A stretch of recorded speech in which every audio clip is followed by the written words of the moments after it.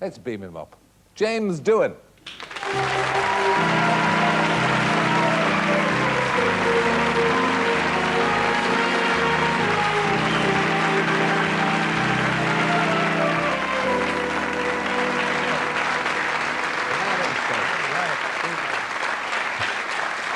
Well, it's good to see that the old molecules have rearranged themselves in a pleasing fashion for you. Oh, well, I noticed that your molecules are not too bad either. You know, you're a very pleasant chap. I have a few molecules too many. So do I. That Scots accent. Well, it's from Aberdeen. Is it? Aye. Are you... But, I mean, you're an American. Canadian. I'm a Canadian. Aye. Irish Canadian. But I can do any accent in the world. All I have to do is hear it. And, but I had a chap next to me when I was up in Cataract Camp in 1940. I came over early, you know, for the Canadians during the war.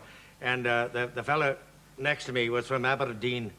And I tell you what, for the first week, I couldn't understand a word he was saying. And also, and a couple of times on the show, Gene Roddenberry, the creator of Star Trek, said, you know, he says, Jimmy, he says, you mustn't make it too thick, whether you won't be understood. I said, oh, okay, Gene. So what you're hearing now is my clarity version. All right? For the American audience, yes. Oh, yes. Wouldn't know, true. yeah. Yeah. And I mean, you do every kind of accent. But this part has kind of typecast you. I mean, you're expected to speak with a Scots accent for the rest of your life, aren't you? Aye, that's true. Why did they pick a Scottish? Is it because the... No, I picked the Scottish. Did you? But I just thought maybe because usually ship's engineers were always, in the old movies, were always Scots, weren't they? But I know, but you don't tell that to an American. No. You know, anyway, I did 7 or 8 different accents for them, and Gene Roddenberry said to me, he says, which do you like? I said, well, I said, if he's going to be an engineer, he has to be Scots. Yeah. You know? Well, poor old Scotty. He never got down to the face of the planet, did he? Oh, he was always upstairs, beaming people up and down. And... Well, somebody has to look after the ship, you know. Of course. And the lithium crystals. Aye, that's true. You have to stroke them every now and then, you know. Keep them warm. Jim was always breaking up and you stopped him, didn't you? You used to pull them together. Aye, that's true.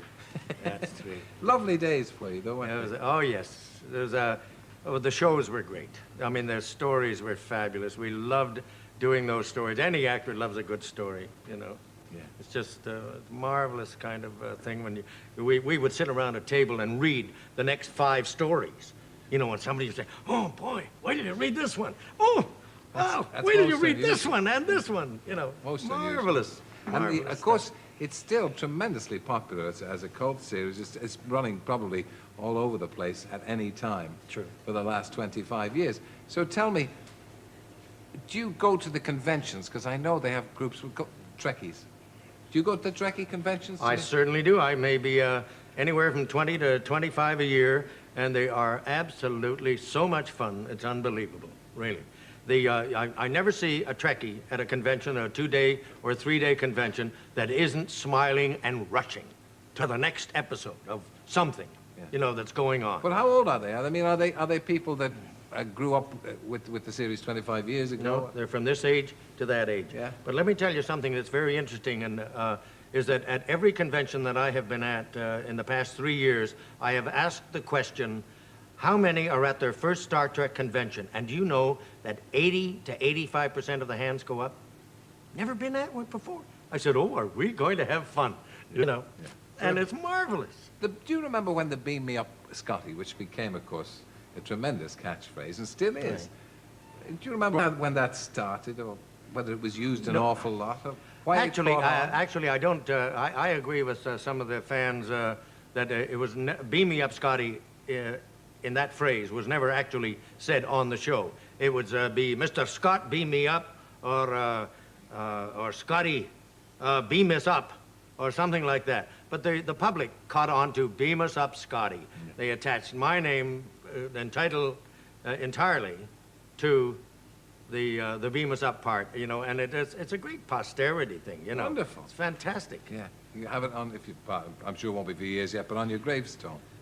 Aye. They beamed him up. They beamed him up. You know what? Any time that anybody says, beam me up, Scotty, after I'm dead, it'll be like instant sainthood, you know? And the movies, of course. That was terrific. When all the teleseries finished, few years went by, and then suddenly they decided to make movies, and they've been enormously Well, successful. it wasn't a few years, it was 10 years before Paramount finally got the message, you know.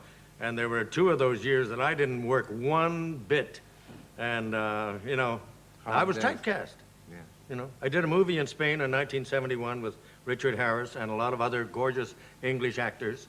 And when I got back home, I'd walk into offices and the secretary would say, "Oh, Mr. Scott," or "Scotty," or something like that. Walk into the producer's office, exactly the same thing. You know, it was terrible. After hearing that a number of times, I said to myself, as soon as she said, "Oh, Mr. Scott," I said to myself, "Hey, I'm not going to get this job." Yeah. You know. So it was a double benefit, not only to your career, but to your pockets when the movies started again. Oh yeah, well, it was great. It was great. And of Finally, course, they've been directed by Mr. Spock, by Leonard Nimoy, and by the captain himself. Have you ever had any urge, any ambition to direct? never. Yeah. I tell you, I went to a lot of schools over here, including officer school at Alton Towers, which is now an amusement park, as you all know. Yeah. I went to artillery officer school there, and I gave so many orders during that time, and I had to train a lot of people for the invasion, of which I was a good part myself. And I just don't want to give anybody any orders anymore. I simply want to be the best actor I know how to be, and I work hard. Can we just see a little clip from the new one, which is Star Trek: The Final Frontier? All right. Captain, we can't trust anyone now. If we could send a distress signal. There is an emergency sending apparatus in the forward observation room. The only trouble is, it's up there. We're down here. You might be able to reach it by means of turbo shaft number 3, which is closed for repairs. It's a long and dangerous climb. Some of us get off on long and dangerous climbs. Mr. Scott, get the transporter working. If we contact a rescue ship, we'll need it.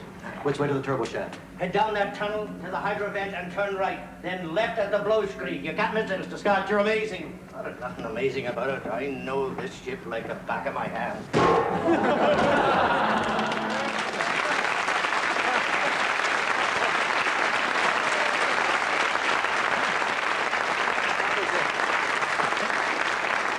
That's some set, isn't it? It must stretch for miles. Actually, that set was built just for that line.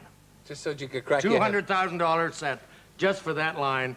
And the thing was that we had to do it about 5 takes, even though the sound of that, it doesn't hurt me at all. You know, I'm a very hard-headed fella. But there was a piece of styrofoam up there, backed by a bit of rubber, and don't everything ruin it else. all. Oh, well. But the cameras, I was too fast for them once.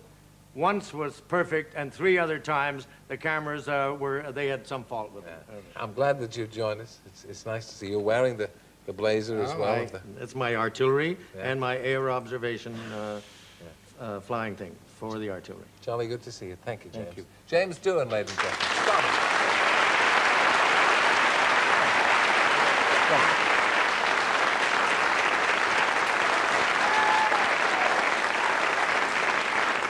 Live long and prosper, Jim. Now, did I mention Miriam Mar